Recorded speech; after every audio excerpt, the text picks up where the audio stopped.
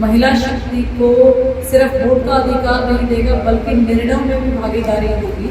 माँ माटी मानुष की बात करने वाली, वहीं जब माँ के अधिकार की बात आती है तो उनकी पार्टी पार्लियामेंट में विरोध करती है। इन्होंने महिला आरक्षण बिल पर अपना कोई पक्ष नहीं रखा है और सिर्फ वोट की राजनीति ये लोग करते हैं। अवसरवादी ये लोग हैं। गाँव देहात में घरों पर हथौड़े चलने का जो काम निगम पार्षद के माध्यम से कराया गया है वो बहुत ही निंदनीय है, क्योंकि जो एक निगम पार्षद का काम होता है, निगम पार्षद अपने कार्य में बिल्कुल फेलियर साबित हुई है और वो महिला होकर भी महिला के हक की बात नहीं कर पाती हैं। लेकिन मैं उनको याद दिला दूं कि वो इसी बीजेपी पार्टी को छोड़कर गई हैं और इसी बीजेपी पार्टी में वो सत्ता दल की पार्षद के रूप में उन्होंने ज्वाइन किया था। पार्कों का मेंटेनेंस होता था, उस प्रकार की कोई भी सुविधा एमसीडी के माध्यम से आज नहीं दी जा रही है। राजनीति में कुछ चेहरे ऐसे होते हैं जो पद से नहीं बल्कि अपने काम से पहचान बनाते हैं। आज हम आपको ऐसी ही एक मजबूत, कर्मठ और जनप्रिय शख्सियत से मिलवाने जा रहे हैं जिन्होंने नजफगढ़ इलाके के ईसापुर वार्ड की तस्वीर बदलने का काम किया। हम बात कर रहे हैं भाजपा की तेजतर्रार नेता सुमन डागर की, जिन्होंने वर्ष 2017 से 2022 तक अपने पार्षद कार्यकाल में विकास की ऐसी मिसाल पेश की जिसकी इलाके के लोगों ने शायद कभी कल्पना भी नहीं की थी।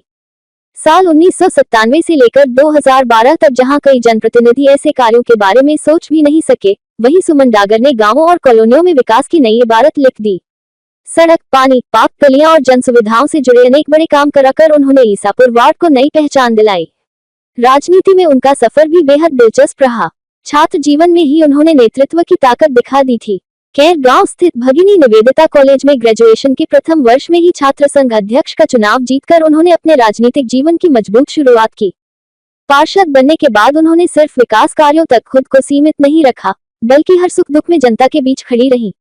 यही वजह है कि आज भले ही वह पार्षद पद पर नहीं है, लेकिन इलाके के लोग आज भी उन्हें अपनी पार्षद मानते हैं और उनके न होने की कमी महसूस करते हैं। तो आइए मिलते हैं नजफगढ़ की दमदार महिला नेता सुमन डागर से और जानते हैं उनके राजनीति और विकास के उस सफर को जिसने उन्हें जनता के दिलों की नेता बना दिया। नारी शक्ति वंदन अधिनियम क्या है? देखिए, नारी शक्ति वंदन एक ऐसा अधिनियम है जो पंचायत से लेकर पार्लियामेंट तक महिला शक्ति को सिर्फ वोट का अधिकार नहीं देगा बल्कि निर्णयों में भी भागीदारी होगी। जहां पर महिला पंचायत से लेकर पार्लियामेंट तक जब कोई भी देश के लिए कानून बनेगा, कोई भी रीति नीति तय की जाएगी तो उसमें महिलाओं के बराबर की भागीदारी होगी।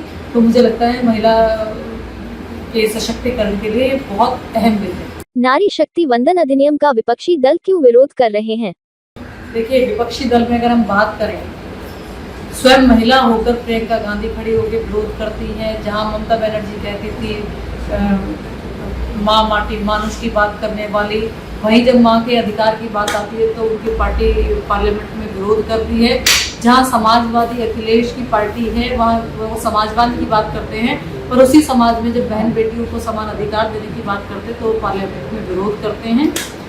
आम आदमी पार्टी का भी इसमें कोई स्पष्ट अधिकार और मत नहीं आता है, जबकि वो महिलाओं का वोट लेने के लिए 50% की आबादी में हम लोग हैं, हमारा वोट लेने के लिए वो बात करते हैं, पर जब हमें अधिकार देने की बात करते हैं तो उनका मत कभी स्पष्ट नहीं हो पाता।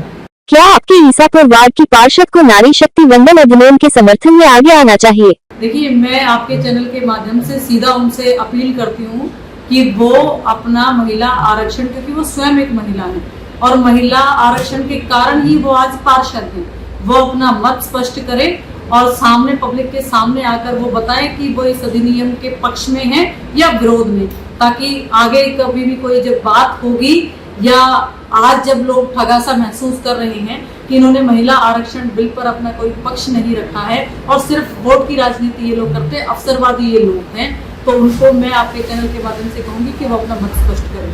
क्या विपक्षी दल का पार्षद विकास कराने में कामयाब रहता है? देखिए, ये बात आप क्षेत्र में जाकर, किसी भी क्षेत्र में जाकर, ईसापुर वार्ड के किसी भी गांव, किसी भी कॉलोनी में जाकर अगर पता करेंगे तो एक निगम पार्षद का, अगर मैं कहूँ, कार्यशैली जो है वो बिल्कुल जीरो के समान है। हर जगह कूड़ा करकट फैला हुआ है, गाड़ियाँ टाइम पर नहीं आती हैं, लाइटें ठीक नहीं होती हैं, कूड़ा घरों से कूड़ा नहीं उठता है, और साफ सफाई की व्यवस्था के बाधित के साथ साथ नालियों की रिपेयर, नालियों का निर्माण, और सबसे बड़ी जो घटना आपकी बार घटी है, गांव देहात में घरों पर हथौड़े चलने का जो काम निगम पार्षद के माध्यम से कराया गया है वो बहुत ही निंदनीय है। अब तक लाल डोरा में या गांव देहात में कभी बनते हुए घरों पर कभी हथौड़े नहीं चले थे, लेकिन अब की बार पहली बार ऐसा हुआ है कि गांव में हथौड़े चलने का काम है, जो कि बहुत निंदनीय है।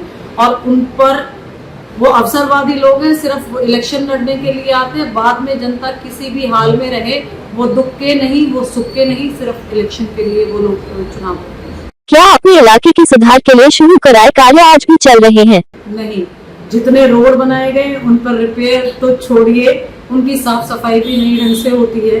जितने एरो मार्क साइन बोर्ड हमने लगाए थे, उन साइन बोर्डों की आज व्यवस्था पूरी तरीके से जर्जर हो चुकी है। पूरा उनको व्यवस्थित नहीं किया जाता, उनका कोई मेंटेनेंस नहीं किया गया है। और जितने भी नए साइन बोर्ड लगने थे, कोई साइन बोर्ड नहीं लगा है। मुझे ऐसा लगता है कि आज क्षेत्र के लोग अपने आप में उपेक्षित महसूस कर रहे हैं, क्योंकि जो एक निगम पार्षद का काम होता है, निगम पार्षद अपने कार्य में बिल्कुल फेलियर साबित हुई हैं।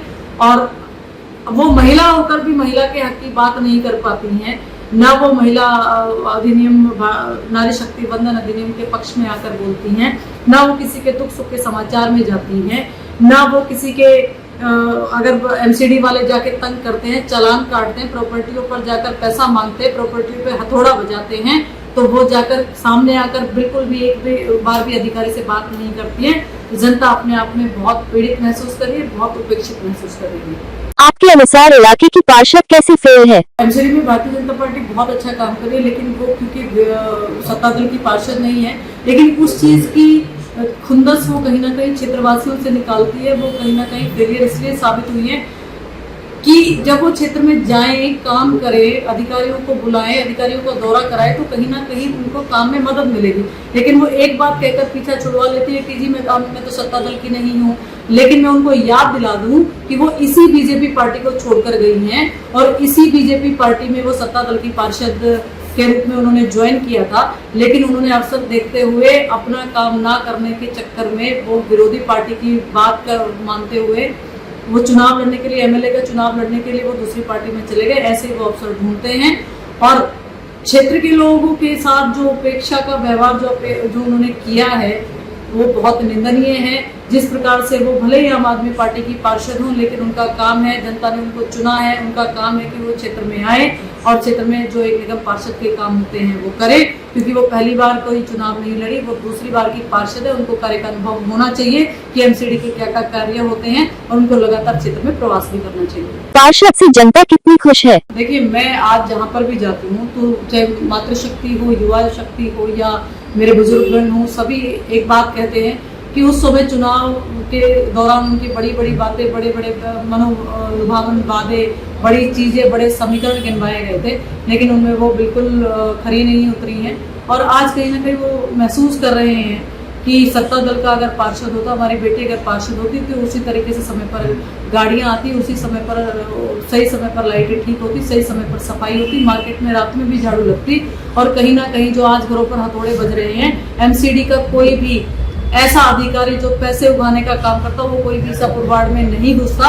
आज इस बात को लेकर खूब चर्चा होती है कि कहीं ना कहीं सौंदर्यीकरण, जो तोरण द्वारों का निर्माण हुआ या ब्यूटिफिकेशन गांव का होता था, साइड बम के काम होते थे, पार्कों का निर्माण होता था, बेंच डलते थे, पार्कों का मेंटेनेंस होता था, उस प्रकार की कोई भी सुविधा एमसीडी के माध्यम से आज नहीं दी जा रही है। और बड़ा दुख का विषय है कि आज दिल्ली में भारतीय जनता पार्टी, यशस्वी सीएम हमारी सांसद कमलजीत शेरावत जी इतना फंड क्षेत्र को दे रहे हैं, इतना पैसे की कोई कमी नहीं है। आपका जनता को क्या संदेश है? देखिए, जनता अपने आप में बहुत समझदार है, पर मेरा जनता से हाथ जोड़ के निवेदन ये है कि भविष्य में कभी भी किसी भी झूठे प्रपंच और झूठे बहकावे में ना आकर के एक ऐसे व्यक्ति को चुनाव जिताएं, एक ऐसे पार्षद को पार्षद बनाएं जो पार्षद बनने के लायक हो, जिसको एमसीडी के कार्यों का ज्ञान हो, जो हाउस में बोल पाए, जो अपने कार्य को करवा पाए, अधिकारियों से अपनी बात मनवा पाए। इस प्रकार से अगर हम किसी सक्षम नेतृत्व को चुनते हैं तो क्षेत्र का विकास होता है। और जिस प्रकार के षड्यंत्र और जिस प्रकार की चीजें हमारे क्षेत्र को पीछे रखने के लिए की गई, वो भविष्य में ऐसे षड्यंत्रों के शिकार ना होकर के अच्छे, अनुभवी और जो कार्य कराने में सक्षम हो उस कैंडिडेट को चुनाव जिताएं। ईसापुर वार्ड को ट्रिपल इंजन सरकार का कितना लाभ मिल रहा है? देखिए, अगर यहाँ से भी भाजपा का पार्षद होता, आप इमेजिन करिए कि यहाँ पर अगर भाजपा की पार्षद होती, मैं चुनाव लड़ रही थी, अगर मैं पार्षद होती तो ट्रिपल इंजन की सरकार होती।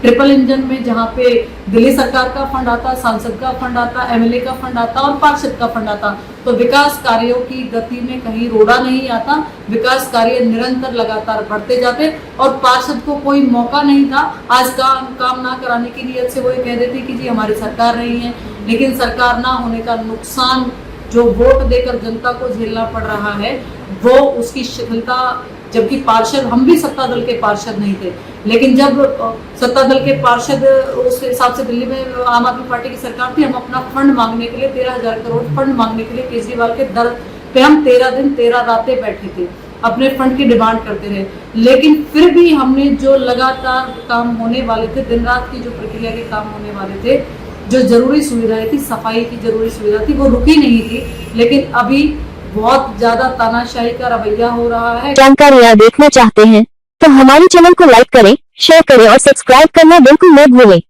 साथ ही बेल आइकन जरूर दबाएं ताकि हर नई वीडियो की नोटिफिकेशन आपको सबसे पहले मिल सके।